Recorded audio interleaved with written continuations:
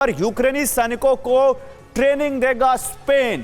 तो चाहे ट्रेनिंग हो, चाहे आर्टिलरी हो, चाहे यहां पर हथियार हो, चाहे एम्यूनिशन हो, वो सब यहां पर यूरोप अभी भी यूक्रेन को देना जारी रखे हुए है। स्पेन के जरगोजा में जल्द ही पहुंचना शुरू होंगे यूक्रेनी सैनिक।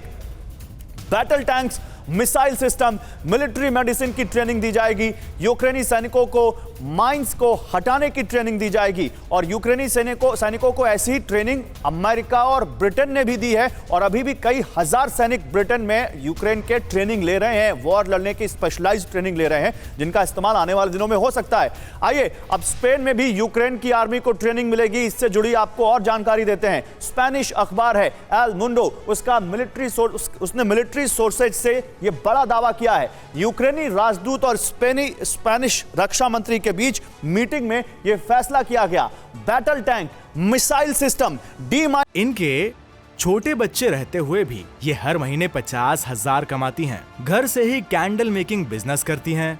आपको भी सीखना है और करना है, फिर क्यों देरी? फ्रीडम ऐप को अभी डाउनलोड करें। मिलिट्री मेडिसिन की ट्रेनिंग दी जाएगी यूक्रेन के सैनिकों को। यह ट्रेनिंग जल्द ही स्पेन के जरगोजा में शुरू की जाएगी। यूक्रेन ने स्पेन की मदद को नाकाफी बताते हुए निराशा जताई थी। एक और इसी से जुड़ी जानकारी, किस किस ने यूक्रेन की आर्मी को ट्रेनिंग दी? मैंने 2 नाम लिए थे, यहां तो 8 नाम हैं। अमेरिका का नाम और ब्रिटेन का नाम मैंने आपको बताया था, लेकिन Poland, Canada, Denmark, Germany, New Zealand, Sweden, ऐसा लगता है यूरोप के हर देश ने ठान लिया है कि वो यूक्रेन के सैनिकों को वॉर लड़ने की ट्रेनिंग देंगे ताकि वो इससे लोहा ले सकें। मैं जनरल दयाल आपके पास आऊंगा। जनरल प्रसाद, क्या यही वो कारण है जहां यूक्रेन की सेना लगातार टिकी हुई है रूस के सामने? एक तो वेस्टर्न कंट्रीज का एम्यूनिशन सपोर्ट, दूसरा स्ट्रैटेजिक और इस तरह का training support.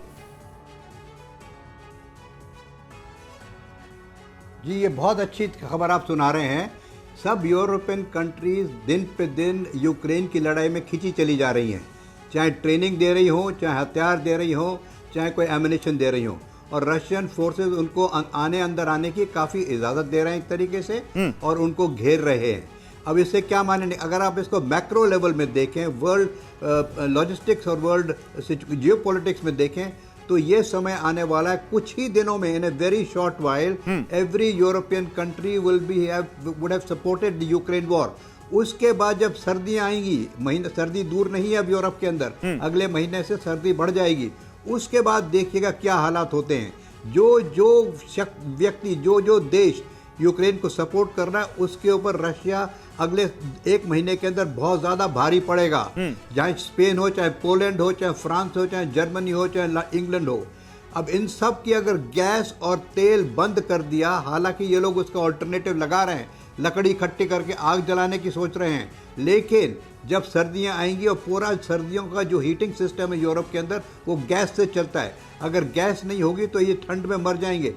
Russia is now creating an atmosphere for the whole of European countries to fall into a trap. ठीक, मैं ये मानता हूँ। मैंने आपसे 2 मिनट पहले भी कहा था कि the initiative still is with Russia.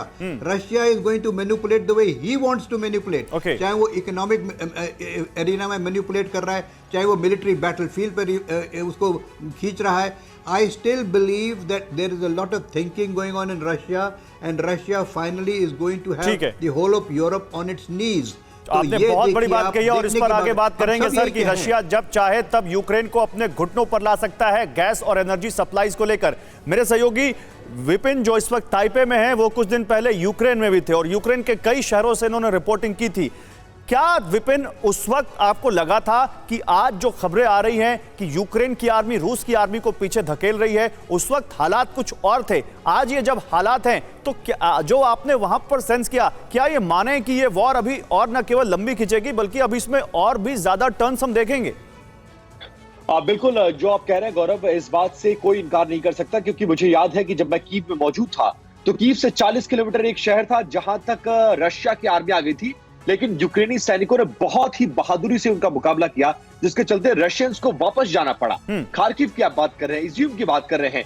मेरे पास जो रिपोर्ट है, जो मैं रिपोर्ट्स पढ़ रहा हूं वहां की, और जिन अखबार जिन हालात को रिपोर्ट कर रहे हैं, उसके मुताबिक इज्यूम और खार्किव के गलियों में घुसकर यूक्रेनी सैनिक रशियंस को मारकाट मचा रहे हैं और मजबूरन 60-60 किलोमीटर वापस जाना पड़ रहा है। बहुत मजबूती से लड़ा जा रहा है। लेकिन जैसा कि 2 आर्मी के जनरल्स हमारे साथ मौजूद है जो ये बात बता रहे हैं, उस बात से बिल्कुल इत्तेफाक रखा जा सकता है, क्योंकि अब वहां पे मौसम बदलेगा। अब बहुत ज्यादा ठंड शुरू होगी, अब बर्फबारी शुरू हो जाएगी, मौसम क्लाइमेट बिल्कुल चेंज हो जाएगा और इसका फायदा मिलेगा और एक बार फिर से अपनी ताकत को रशिया इकट्ठा करेगा। पूरी ताकत के साथ हो सकता है यूक्रेन पर हमला करे, क्योंकि बेशक यूक्रेन मजबूती से ये युद्ध लड़ रहा है, लेकिन आप रशिया को अंडरस्टिमेट नहीं कर सकते हैं। नहीं, खासकर रशिया तब जब बहुत बड़ा रशिया मुल्क है। यूक्रेन पूरे यूरोप को गैस सप्लायर करने वाला सबसे बड़ा देश हो, 30 से 40% एनर्जी देता हो और सर्दियां आ रही हो, और जब वो अपनी शर्तों पर यूरोप को टेबल पर ला सकता हो। चीजें बहुत बदल जाती हैं इस नेगोशिएशन के बाद। मैं आपकी बात से सहमत हूं विपिन।